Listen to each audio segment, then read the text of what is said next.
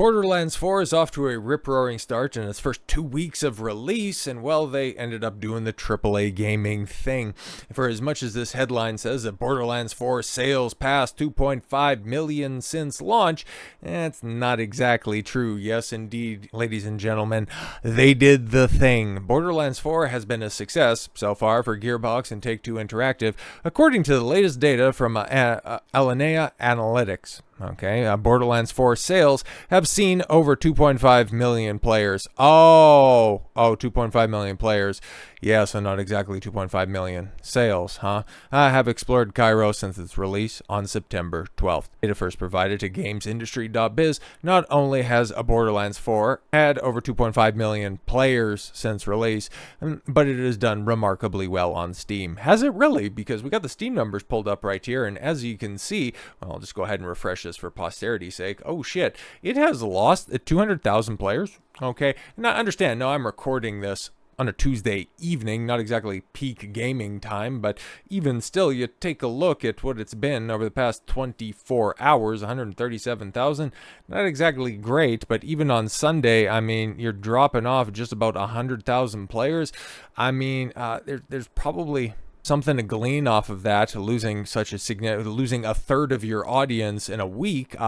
That's cause for concern, you'd have to say, right? Yeah, they theorize that the firm says that on Steam alone, the game has sold over 1.3 million copies, accounting for around $80 million in revenue so far. The sales on Steam come while players were upset about the game's performance on PC. It even reached a point where Gearbox, yes, Chief Gearbox himself, Randy Pitchford, told players he had to start getting refunds and to code their own engine if they didn't like how poorly it performed. And that is still very much the case. And the performance of this game is so bad that the Switch 2 version has been indefinitely delayed. Yeah, that kind of lets you know that this game is not going to get fixed anytime soon.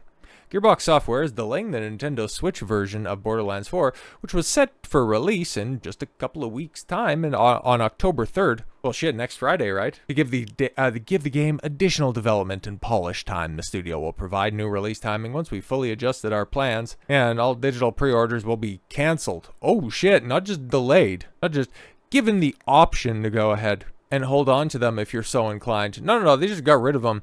We do not make this decision lightly, but we are committed to ensuring that we deliver the best possible experience for our fans, Gearbox says. Gearbox's hopes to align with the release of the Switch 2 version with the addition of cross saves, though it's unclear when that feature might be added. I mean, because if you got to go in there and you got to change a bunch of stuff, because even on high-end hardware, you can barely, well, actually, you can't even barely, you just cannot get this game to be stable. And on consoles, much more sophisticated hardware having consoles like the Xbox and the PS5 in contrast with the Nintendo Switch 2. Like, we're looking at like a vastly different game. You would have been better off by having a different edition of this game, kind of like how From Software is reworking 2022's Elden Ring in order to run on that laughably underpowered console. But don't worry, guys, a lot of people watch Nintendo Directs. That means that the system is successful. That is an argument that I have heard, and I don't believe for a second. But yeah, if you recall, the game also reportedly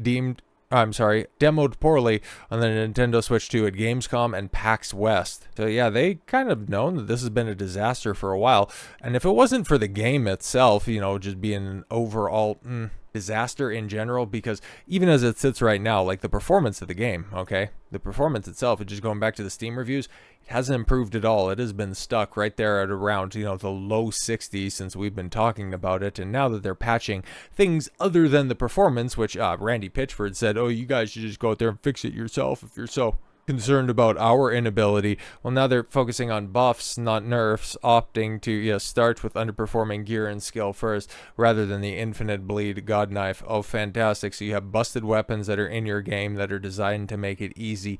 You know what that's going to end up doing? Driving off potential customers because you have a busted game that you're unwilling to balance. Yes, Borderlands 4 is an FPS for sure, but first and foremost, it's an action RPG with all the intersecting build shenanigans you'd come to expect. Players have already started to uncover a few of these. For instance, you can get the right knife, you can basically insta-gib anything.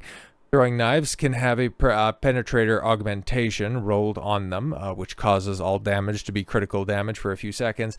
Vex, in particular, can combine this with her contamination skill, with the critical hits causing 100% status chance.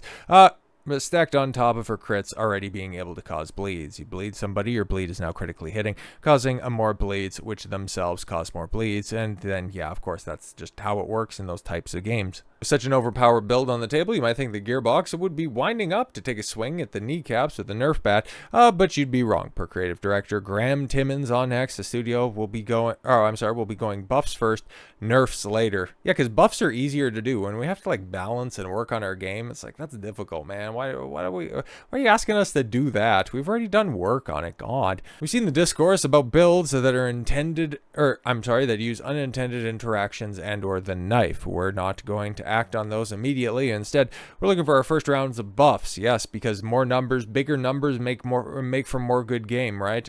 Those will get addressed, but we're going to start with underperforming gear/skills first. But of course, what should they be working on right now? Oh, I don't know, getting the game into a preferable state, because it's one thing to have evangelicals of the game go around and say, no, it's a good game. Once they, iron some stuff out, they fix a couple of the visual hiccups, it'll be a good game. It's a good game, okay? But now they're fucking around with the gameplay to a point where you've just got the one dominant broken build and nothing else. I mean, best of luck to you in the future. And until we get actual sales data, going around and touting that, oh my god, we got 2.5 million players since launch. Yeah, we've seen this time and time again. How long was it until Assassin's Creed decided to announce that we also had 2.5 million players? Kind of a similar timeline, right? And what was the ultimate fate of that game? Oh yeah, oopsie daisy. Sucks to suck, I guess. Another colossal win for the AAA market, right? Because you'll have all of the fans and all of the suck-offs out there right now saying, oh my god, that's so great. Oh, you couldn't make a better game than that. But then in about 4 or 5 months time,